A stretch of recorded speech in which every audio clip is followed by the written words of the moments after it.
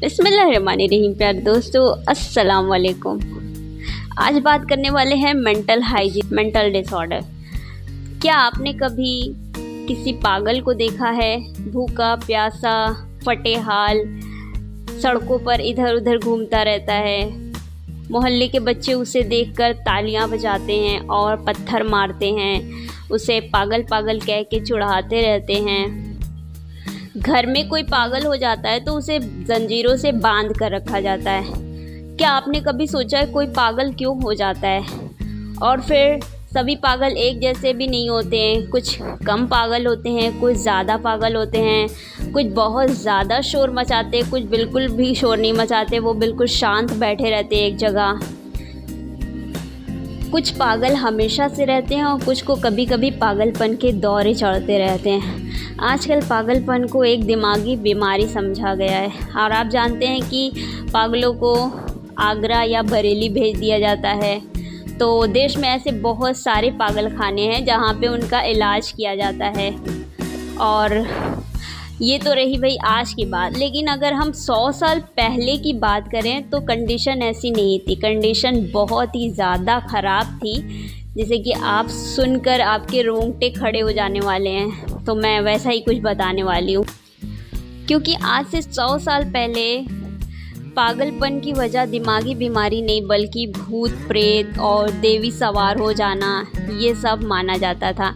अगर किसी का लड़का कुछ भी उल्टा फुल्टा बोलने लगे तो ऐसे में गांव के लोग क्या करते थे, वो लोग ओझे को बुला लेते थे। अब ओझा जब आता है,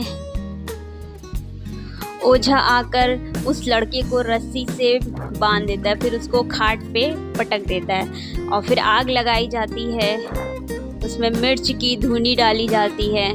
इस तरह के बहुत सारी चीज़ें किया जाता है। और वो जो ओझा रहता है वो अपने बालों को बिखेर के और खूब एक लाल चिमटा आग में डाल देता है और उस आग के चारों तरफ वो घूमता रहता है, पता नहीं क्या क्या बोलते हुए। और उसके जो साथी होते हैं वो बहुत ज़ोर ज़ोर से ढोल बजाते हैं। और जब वो चिमटा गर्म हो जाता है तो उस चिमटे को उस लड़के को मारा जाता है उस चिमटे से। और लड़का जितना ज़्यादा चिल्लाता है उतना ज़्यादा ये समझा जाता है कि वो भूत भाग रहा है अब। और ओझा उस काल्पनिक भूत को ललकारता है, उससे उसका नाम पूछता है और उससे बहुत सारे सवाल करता है, उसको भागने की धमकी देता है और उसको चिमटे से मारता है।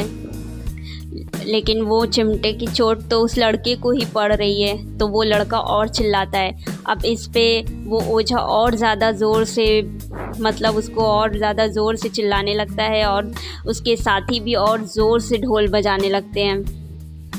ये जितना ही देर तक होता रहता है, उसके घर परिवार वाले बस शांत होके एक कोने में चुपचाप खड़े होके ये सारा देखते रहते हैं। अब इतनी मार खाने के बाद वो लड़के को मतलब होश ही नहीं रहता है, उसको बोलने की तो क्या, हिलने डुलने की भी ताकत ख़त्म हो जाती है।